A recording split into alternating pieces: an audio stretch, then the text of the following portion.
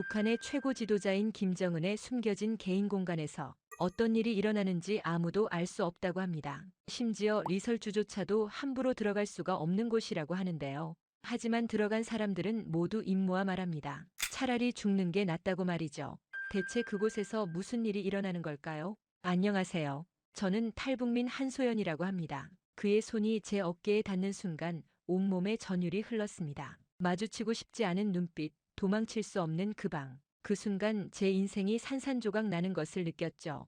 평양에서 저의 삶은 나쁘지 않았습니다. 저는 남편과 두 아이와 함께 비교적 안정된 생활을 했어요. 식량 배급도 끊기지 않았고 간간이 전기가 들어오면 텔레비전도 볼 수 있었죠. 남편은 노동당에서 중간 간부로 일하고 있었기에 가능한 일이었어요. 하지만 그날 모든 비극이 시작됐습니다. 남편 최윤석의 노동당 고위 간부로 승진 기념 연회가 있던 날에 말이죠. 그날 처음으로 최고 지도자 김정은이 참석한다는 소식이 있었어요. 가슴이 두근거렸습니다. 남편과 함께 평생 꿈꿔온 순간이었으니까요. 연회장은 평양 시내 최고급 호텔의 큰 홀이었습니다. 샹들리에 아래 고위 간부들과 그 가족들이 모여 있었어요. 평소 보지 못하던 음식들이 테이블 위에 가득했죠. 무대에선 가무단이 공연을 했고 분위기는 한껏 고조됐어요. 그때였습니다. 김정은이 들어오는 순간 모든 소리가 멈췄어요. 모두 하던 일을 멈추고 일제히 기립해 박수를 쳤습니다. 저도 남편과 함께 자리에서 일어나 박수를 쳤죠. 가슴이 두근거렸습니다. 텔레비전에서만 보던 김정은이 실제로 눈앞에 있었으니까요. 김정은은 천천히 자리를 돌며 각 테이블을 방문했어요. 그리고 저희 테이블에 다가왔을 때 갑자기 그의 시선이 제게 꽂혔습니다. 순간 온몸이 얼어붙었어요. 김정은의 눈빛에는 제가 평생 본 적 없는 무언가가 있었습니다. 탐욕과 위험이 섞인 눈빛이었죠. 아내가 꽤 아름답군. 김정은이 남편을 향해 말했어요. 남편은 황급히 허리를 숙였습니다. 감사합니다. 경애하는 지도자님. 남편의 목소리에는 기쁨과 당혹감이 뒤섞여 있었죠. 그 순간 저는 제 등에 식은땀이 흐르는 것을 느꼈어요. 본능적으로 위험을 감지했지만 아무것도 할 수 없었습니다. 그저 고개를 숙이고 억지 미소를 지을 뿐이었죠. 김정은의 시선이 제 몸 구석구석을 훑는 것 같아 온몸이 떨렸습니다. 연회가 끝나갈 무렵 김정은의 측근이 제게 다가왔어요. 내일 오후 2시 지도자님께서 따로 뵙고 싶어 하십니다. 차가 자택으로 갈 겁니다. 그 말을 듣는 순간 온몸에 한기가 느껴졌습니다. 손끝이 떨리기 시작했죠. 남편은 제 손을 꼭 잡아주었어요. 괜찮아, 걱정하지 마. 내가 있잖아. 자상한 그의 말에도 불구하고 제 불안은 가라앉지 않았습니다. 김정은의 눈빛에서 본 것을 잊을 수 없었죠.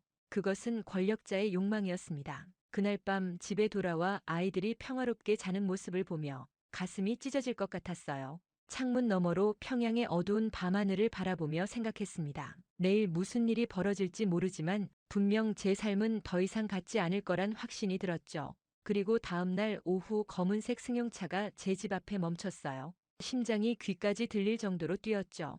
차에 올라타는 순간 저는 이미 돌아올 수 없는 강을 건너고 있다는 것을 알았습니다. 그렇게 차량은 시내 중심부를 지나 평양 외곽의 한 고급 별장 단지로 향했습니다. 창문 밖으로 흐르는 풍경이 점점 낯설어졌어요. 손끝이 얼음장처럼 차가워졌고 심장은 쿵쾅거렸습니다. 차가 멈추고 문이 열리자 정복을 입은 경호원이 저를 안내했죠. 숨이 턱 막혔습니다. 높은 담장으로 둘러싸인 별장은 북한 내에서도 보기 드문 호화로움을 자랑했어요. 마치 다른 세계에 온 듯 했습니다. 현관을 지나 안으로 들어서자 호화로운 내부 장식과 값비싼 외국 가구들이 눈에 들어왔죠.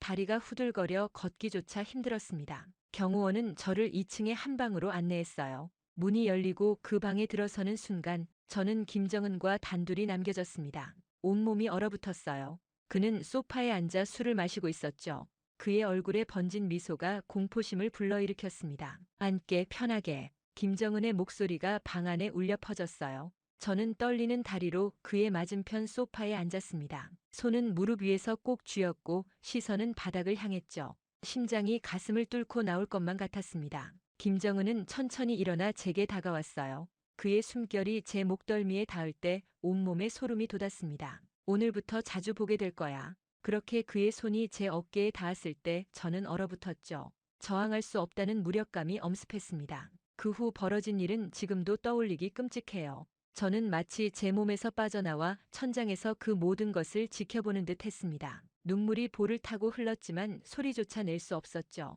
몸은 그곳에 있었지만 영혼은 다른 곳으로 도망치려 했습니다. 3시간 후 저는 같은 차를 타고 집으로 돌아왔어요. 온몸이 멍들고 상처투성이었습니다. 혼란스러운 머릿속에는 단 하나의 생각뿐이었죠. 어떻게 이 사실을 남편에게 말할 수 있을까? 집에 도착했을 때 남편은 걱정스러운 얼굴로 저를 기다리고 있었습니다. 괜찮아? 무슨 일 있었어? 남편의 물음에 저는 대답할 수 없었어요. 거짓말을 했습니다. 아무 일도 없었어요. 목소리가 떨렸죠. 남편은 의심스러운 표정을 지었지만 더 묻지 않았습니다. 그날 밤 욕조에 몸을 담그고 오랫동안 울었어요.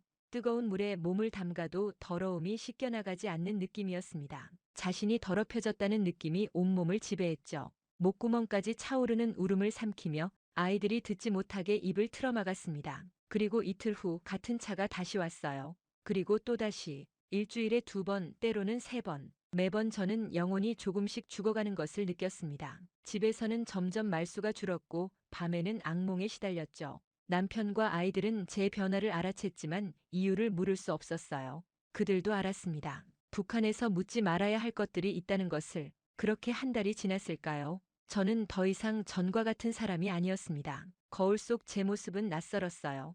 공허한 눈빛, 창백한 얼굴, 살아있는 것 같지 않았죠. 밤마다 자살을 생각했지만 아이들을 생각하면 그럴 수 없었습니다. 견딜 수 없는 고통 속에서 저는 결심했어요. 남편에게 모든 것을 털어놓기로 했습니다. 그날 밤 떨리는 목소리로 진실을 말했죠. 김정은에게 당한 모든 일, 그 끔찍한 고통과 굴욕을 숨김없이 털어놓았죠. 목소리는 떨렸고 눈물은 멈추지 않았습니다. 남편은 한동안 아무 말도 하지 않았어요. 그저 굳은 얼굴로 벽만 바라보았죠. 저는 그의 침묵 속에서 위로와 분노를 기대했습니다. 하지만 그가 입을 열었을 때 제 심장은 얼어붙었어요. 이건 큰 기회야. 그의 목소리는 흥분으로 떨렸습니다. 최고 지도자님께서 너를 특별히 총애하신다는 거잖아. 그는 갑자기 활기를 띠었죠. 저는 충격에 휩싸였어요. 남편의 반응은 제가 예상했던 것과 완전히 달랐습니다. 분노가 아닌 기쁨, 저를 감싸안는 대신 출세의 기회로 보는 그의 모습에 가슴이 찢어졌죠. 더 끔찍한 말이 이어졌습니다. 이건 우리 가족의 미래가 보장받는 거야. 내가 원수님의 총애를 받으면 우리는 최고의 삶을 살 수 있어. 남편의 목소리에는 야망이 가득했어요. 그의 눈에는 제가 아닌 자신의 찬란한 미래만이 보였습니다. 사랑하는 남편은 그 순간 낯선 사람이 되었죠. 그날 밤 저는 화장실에 숨어 울었어요. 몸을 웅크리고 바닥에 주저앉아 소리 없이 흐느꼈습니다. 이제 저를 지켜줄 사람은 아무도 없었죠. 김정은의 학대 그리고 남편의 배신. 둘 중 어느 것이 더 아팠는지 알 수 없었어요. 심장이 찢어지는 고통에 몸부림쳤습니다. 다음 날 아침 남편은 평소와 다름없이 출근했어요. 마치 아무 일도 없었던 것처럼. 하지만 그의 눈빛은 달라져 있었습니다. 그 안에는 냉담함이 자리 잡고 있었죠. 아이들에게 아무렇지 않은 척 아침을 차려주면서 저는 내면에서 무언가가 완전히 부서지는 것을 느꼈어요. 그날 오후 김정은의 차가 다시 왔습니다. 남편은 집에 없었죠. 그는 아침부터 흥분된 표정으로 당에 출근했어요. 떨리는 다리로 차에 올라탔습니다. 이번엔 더 끔찍했어요. 김정은은 제게 말했습니다. 내 남편이 내게 직접 전화했더군. 내 호의에 감사하다고. 앞으로도 내가 잘 해주길 바란다더군. 그 말을 듣는 순간 제 영혼에 남아있던 마지막 불꽃마저 꺼져버렸어요. 집으로 돌아와 거울을 봤을 때 저는 더 이상 제 모습을 알아볼 수 없었습니다. 눈에는 생기가 사라졌고 온몸은 멍들었죠.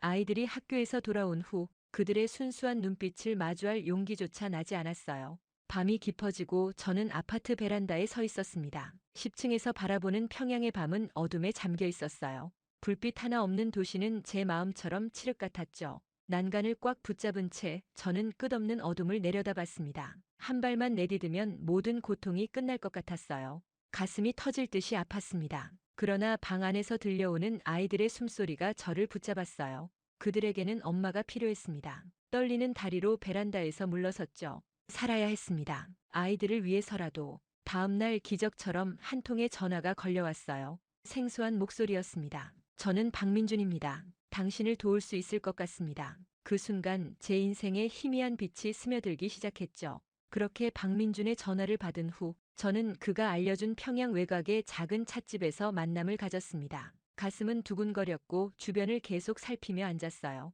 누군가 지켜보고 있을지 모른다는 공포가 항상 따라다녔죠. 그는 평범한 차림의 40대 남성이었습니다. 특별할 것 없는 외모였지만 그의 눈빛은 달랐어요. 날카로우면서도 따뜻했습니다. 저는 안전보위부에서 5년째 일하고 있습니다. 박민주는 조용히 말했어요. 김정은의 별장에서 무슨 일이 벌어지는지 알고 있습니다. 당신 같은 피해자들을 너무 많이 봤습니다. 그의 목소리에는 진심이 묻어났죠. 그는 자신의 여동생도 비슷한 일을 당했다고 했습니다. 그 후 동생은 자살했다고요. 그 말에 저는 눈물이 났어요. 누군가 제 고통을 처음으로 이해해주는 것 같았습니다. 박민주는 국가안전보위부의 중간 간부였어요. 그러나 그 역시 김정은 체제의 환멸을 느끼고 있었죠. 그는 저처럼 많은 여성들이 김정은에게 끌려가는 것을 목격했고 양심의 가책을 느꼈다고 했습니다. 처음에는 그를 믿을 수 없었어요. 함정일지도 모른다는 생각에 온몸이 경직됐죠. 박민주는 낮은 목소리로 탈북 계획을 설명했습니다. 중국 국경, 브로커, 태국을 거쳐 한국으로 가는 루트, 비용과 위험성까지 그의 말 한마디 한마디가 제 심장을 두드렸어요. 도망칠 기회가 정말로 있을까요? 머릿속은 복잡했습니다. 아이들과 함께 탈출할 수 있을지, 실패하면 어떻게 될지 온갖 생각이 뒤엉켰죠. 일주일 동안 고민했어요. 그동안에도 김정은의 차는 계속 왔습니다. 매번 돌아올 때마다 제 영혼은 조금씩 더 죽어갔어요. 남편은 점점 더 출세에 눈이 멀어갔습니다. 당에서의 그의 지위는 상승했고 특혜도 늘어났죠. 제 고통을 발판으로 삼은 그의 성공을 지켜보는 것은 또 다른 형태의 고문이었어요. 결단을 내렸습니다. 아이들과 함께 탈출하기로 했어요. 다시 박민준을 만나 결심을 전했죠. 그의 얼굴에 안도의 표정이 스쳤습니다. 이미 그는 구체적인 계획을 세워두었어요. 2주 후 밤에 행동하기로 했습니다. 그때까지 철저히 준비하고 아무런 의심도 사지 않아야 했죠. 준비는 은밀하게 진행됐어요. 탈출에 필요한 최소한의 짐만 챙겼습니다. 겨울이라 두꺼운 옷이 필요했지만 가방이 불룩하면 의심을 살 수 있었죠. 현금과 간단한 귀중품, 아이들의 사진 몇 장. 이게 전부였어요. 10살, 8살 두 아이에게는 아무것도 말하지 않았습니다. 위험할 수 있었으니까요. 김정은의 호출은 계속됐어요. 평소와 다름없이 행동하려 애썼죠. 어떤 의심도 살 수 없었으니까요. 매번 그를 만날 때마다 속으로 되뇌었습니다. 곧 끝난다. 이것이 마지막이 될 거야. 그 생각만이 저를 지탱했어요. 남편에게는 거짓말을 했습니다. 친정어머니가 많이 아프시다고 아이들과 함께 이틀만 다녀오겠다고 했죠. 남편은 특별한 의심 없이 허락했어요. 요즘 그는 제가 어디에 있든 신경 쓰지 않았습니다. 출세의 계단을 오르는데 바빴으니까요. 떠나기 전날 밤 집안을 돌아보며 마지막으로 기억에 담았어요. 결혼 후 꾸린 첫 보금자리, 아이들이 태어나고 자란 곳, 모든 것을 버리고 떠난다는 사실이 가슴을 아프게 했습니다. 하지만 더 고통스러운 현실에서 벗어나기 위해서는 감수해야 할 희생이었죠. 새벽 4시 박민준의 문자가 왔어요. 한 글자였습니다. 지금. 심장이 터질 것 같았어요. 조용히 아이들을 깨워 옷을 입히고 준비해둔 가방을 들었습니다. 현관문을 열기 전 마지막으로 남편의 방을 바라봤어요. 더 이상 돌아오지 않을 삶이었습니다. 그렇게 저는 아이들의 손을 꼭 잡고 집을 나섰습니다. 새벽 공기는 차갑게 얼굴을 스쳤어요. 골목 끝에 박민준의 차가 기다리고 있었죠. 아이들은 졸린 눈으로 상황을 이해하지 못한 채 차에 올랐습니다. 제 심장은 터질 듯이 뛰었어요. 이제 돌이킬 수 없는 강을 건너는 순간이었습니다. 차는 평양을 빠져나가 북쪽으로 향했어요. 박민주는 검문소를 지날 때마다 자신의 신분증을 보여주며 유유히 통과했습니다. 국가안전보위부의 신분증은 마법 같은 열쇠였죠. 해가 떠오르는 동안 우리는 계속 북으로 달렸어요. 머릿속에는 온통 걱정뿐이었습니다. 남편이 깨어나 우리가 사라진 것을 알아차렸을까? 이미 수색이 시작됐을까? 점심 무렵 우리는 국경 근처 작은 마을에 도착했어요. 박민주는 미리 준비해둔 작은 집으로 우리를 안내했습니다. 그곳에서 하루를 기다려야 했죠. 아이들에게는 즐거운 여행이라고 말했어요. 하지만 큰아이는 뭔가 이상하다는 것을 눈치챈 듯 했습니다. 불안한 눈빛으로 저를 바라봤어요. 밤이 되자 박민주는 우리에게 국경을 넘는 방법을 설명했습니다. 압록강을 건너 중국으로 가는 것이었죠. 강은 얼어 있었지만 완전히 단단하지는 않았어요. 위험했습니다. 게다가 국경 경비대의 순찰을 피해야 했죠. 공포가 온몸을 감쌌습니다. 아이들과 함께 이 위험을 감수해야 한다는 사실이 가슴을 조여왔어요. 자정이 가까워지자 박민준이 우리를 깨웠습니다. 두꺼운 옷을 입고 발자국 소리를 죽이기 위해 신발에 천을 감았어요. 아이들에게는 절대 소리를 내지 말라고 당부했습니다. 작은 아이는 겁에 질려 울음을 참았죠. 저는 그 아이를 꼭 안아주며 괜찮다고 속삭였어요. 하지만 저 자신도 공포에 떨고 있었습니다. 숲을 지나 강가에 도착했을 때 저 멀리 경비병의 손전등 빛이 보였어요. 우리는 급히 몸을 숨겼습니다. 차가운 눈 위에 엎드려 숨을 죽였죠. 아이들이 떨고 있었어요. 순찰이 지나가기를 기다리는 10분은 영원처럼 느껴졌습니다. 손과 발이 얼어붙는 것 같았어요. 드디어 강을 건너기 시작했습니다. 얼음 위를 조심스럽게 한 발 한 발 내딛었어요. 얼음이 갈라지는 소리에 심장이 멈출 것 같았습니다. 작은 아이를 업고 큰 아이의 손을 잡은 채 천천히 걸었죠. 박민주는 앞장서서 안전한 길을 안내했어요. 강 중간쯤 왔을 때 멀리서 외침소리가 들렸습니다. 발각된 것이었어요. 순간 모든 것이 빨리 돌아갔습니다. 박민준이 외쳤어요. 뛰라고. 아이들을 안고 필사적으로 달렸죠. 뒤에서는 총소리가 들렸습니다. 얼음 위로 총알이 박히는 소리에 공포가 극에 달했어요. 아이들은 공포에 질려 울음조차 참고 있었습니다. 마침내 중국 땅에 발을 디뎠을 때 숨이 턱 막혔어요. 중국에서의 여정도 순탄치 않았습니다. 브로커를 통해 여러 은신처를 옮겨 다녔어요. 북한 요원들이 쫓고 있다는 소식에 밤잠을 설쳤습니다. 중국 공안에게 발각될까 두려웠죠. 3달 동안 우리는 중국 남부를 거쳐 라오스, 태국으로 이동했어요. 아이들은 그 고된 여정 속에서도 용감했습니다. 마침내 태국 방콕의 한국 대사관에 도착했을 때 저는 무릎을 꿇고 울었어요. 이제 안전하다는 실감이 들었습니다. 아이들은 처음으로 마음 놓고 웃었죠. 한국행 비행기를 타는 순간 제 어깨에서 무거운 짐이 내려가는 것을 느꼈어요.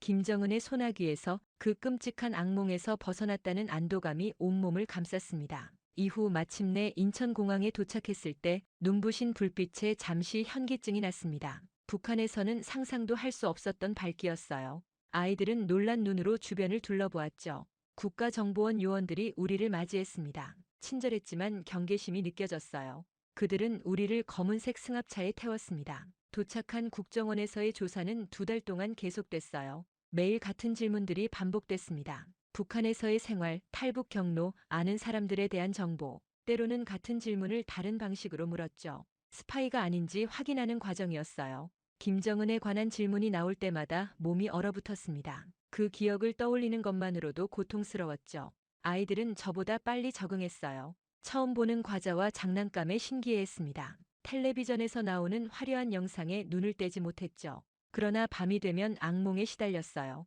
아직 안전하지 않다고 다시 북한으로 잡혀갈 거라고 울며 깨어났습니다. 조사가 끝난 후 우리는 하나원으로 이동했어요. 그곳에서 남한 사회 적응을 위한 교육을 받게 됐죠. 처음 본 하나원은 북한의 수용소와 달랐습니다. 깨끗하고 밝은 시설, 친절한 직원들. 그럼에도 저는 경계심을 풀지 못했어요. 오랜 습관이었습니다. 하나원에서 다른 탈북민들을 만났을 때 처음으로 마음이 열렸어요. 그들도 저와 비슷한 고통을 겪었죠. 밤마다 모여 각자의 이야기를 나눴습니다. 다른 여성들도 북한에서 성폭력을 당한 경험이 있다는 것을 알게 됐어요. 처음으로 저 혼자가 아니라는 위안을 느꼈습니다. 남한 생활 적응 교육은 혼란스러웠어요. 돈의 개념, 대중교통 이용법, 인터넷 사용법, 모든 것이 낯설었죠.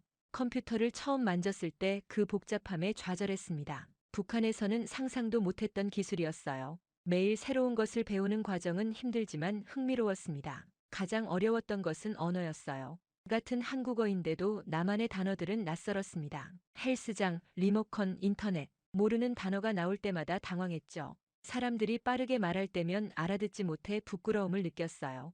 북한 말투 때문에 놀림받을까 두려워 말을 아끼게 됐습니다. 그렇게 하나원에서의 생활이 3개월째 접어들었을 때 저는 조금씩 변화를 느꼈습니다. 밤마다 찾아오던 악몽의 빈도가 줄어들었어요. 아침에 일어날 때 가슴을 짓누르던 공포감도 조금씩 옅어졌죠. 여전히 김정은의 얼굴이 떠오를 때면 온몸이 경직되었지만 이제는 그 순간을 견뎌낼 수 있었습니다. 특히 하나원에서 만난 윤미경 씨의 이야기는 제게 큰 위로가 되었어요. 그녀도 고위 관료의 성폭력에 시달리다 탈북했다고 했습니다. 2아이를 데리고 탈출했지만 중국에서 한 아이를 잃었다는 이야기에 밤새 함께 울었어요. 그녀는 저보다 먼저 하나원을 나가 서울에 정착했지만 연락처를 남겨주었습니다. 제 아이들은 놀라운 속도로 적응해 갔어요. 큰아이는 하나원 학교에서 컴퓨터를 배우더니 저보다 훨씬 빨리 익혔습니다. 작은 아이는 나만의 동요를 척척 외웠죠. 때로는 북한 말투를 완전히 감추고 남한 친구들처럼 말하려 노력하는 모습에 가슴이 아팠어요. 그들에게 북한에서의 기억은 지워야 할 것이 되어가고 있었습니다. 하나원 프로그램 중 가장 기억에 남는 것은 직업 훈련이었습니다. 저는 요리 과정을 선택했어요. 북한에서도 요리는 제가 좋아하던 일이었죠. 나만의 다양한 식재료와 조리법을 배우는 과정은 신선한 경험이었습니다. 손으로 무언가를 만들 때면 잠시나마 과거의 고통을 잊을 수 있었어요. 어느 날 하나원에서 문화체험으로 서울 나들이를 갔습니다. 번화한 명동 거리를 걸으며 저는 압도되었어요. 너무 많은 사람들, 눈부신 간판들, 귀를 울리는 소음, 숨이 막혀 잠시 길가에 주저앉았죠.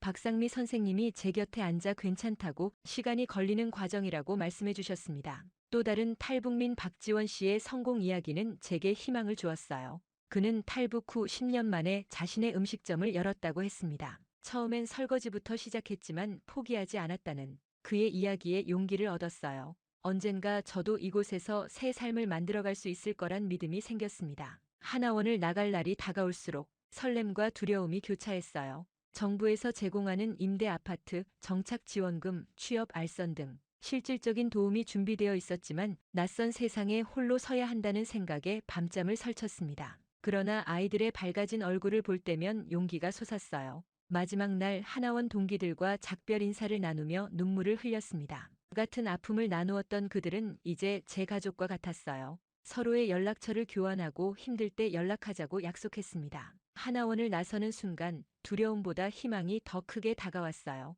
이후 서울 외곽의 작은 임대 아파트로 이사한 첫날, 저는 문을 닫고 한참을 서 있었습니다. 이제 정말 저희만의 공간이 생겼다는 사실이 믿기지 않았어요.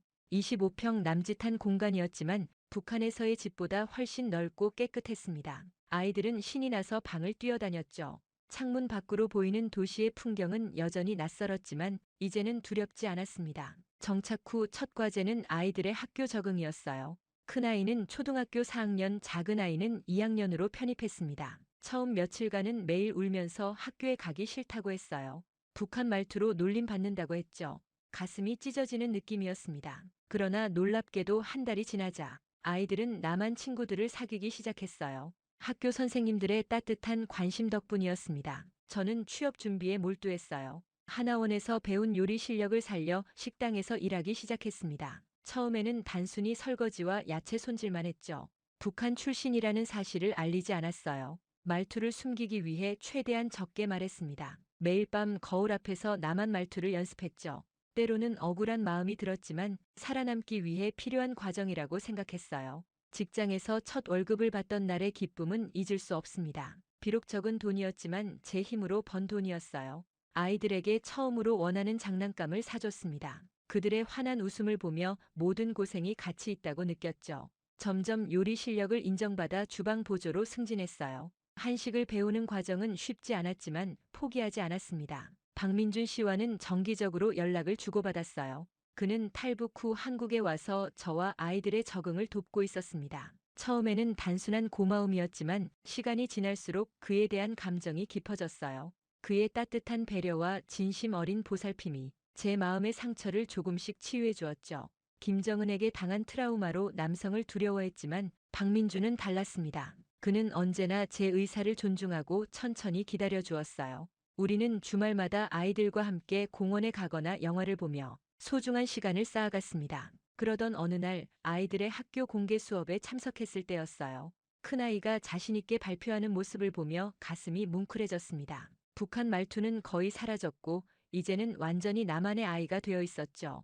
복잡한 감정이 밀려왔어요. 기쁨과 함께 북한에 두고 온 과거의 일부를 잃어버린 것 같은 상실감도 느꼈습니다. 그렇게 한국 생활 3년 차에 접어들던 어느 날 TV에서 북한 인권 관련 다큐멘터리를 보게 되었습니다. 화면 속 여성들의 증언은 제 과거와 너무나 닮아 있었어요. 가슴이 조여오며 숨이 막혔습니다. 밤새 잠을 이루지 못했죠. 제가 겪었던 고통을 다른 여성들도 여전히 겪고 있다는 사실이 저를 괴롭혔어요. 아침이 되자 결심했습니다. 박민준의 지지와 격려는 제게 큰 힘이 되었어요. 그는 제 결심을 온전히 이해해 주었습니다. 처음으로 북한 인권단체를 찾아갔을 때 다리는 떨렸지만 마음은 단단했어요. 제 이야기를 처음부터 끝까지 말했습니다. 김정은에게 당한 일들, 탈북 과정, 새 삶을 시작한 이야기까지. 단체 직원들은 경청했고 제 용기에 감사했죠.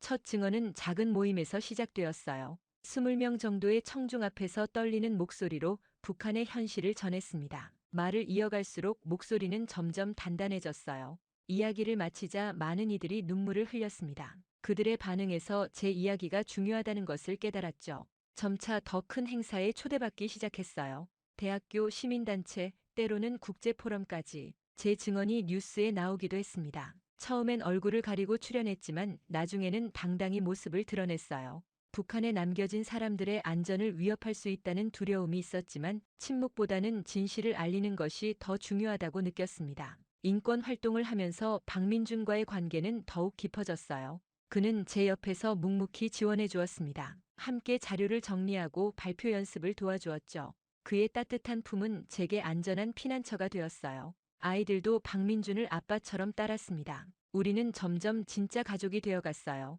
활동 중 가장 의미 있었던 순간은 국제연합인권위원회에서의 증언이었습니다. 세계 각국의 대표들 앞에서 북한 여성들의 현실을 전했어요. 김정은의 만행을 세상에 알리는 순간 제 영혼의 무거운 짐이 조금 덜어지는 느낌이었습니다. 제 증언이 북한 체제의 실상을 알리는 중요한 증거가 되었어요. 작년 봄 박민준과 작은 결혼식을 올렸습니다. 하나원 동기들과 나만의 새 친구들이 축하해 주었어요. 아이들은 꽃을 들고 입장했죠.